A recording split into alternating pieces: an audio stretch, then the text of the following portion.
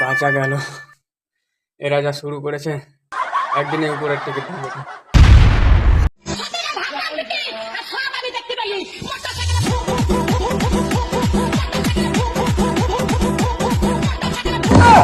এই জন্য বলি পৃথিবীতে এত ঘন ঘন ভূমিকম্প কেন হয়। নিঃসন্দেহে তুই ঠিক কথা বলেছিস।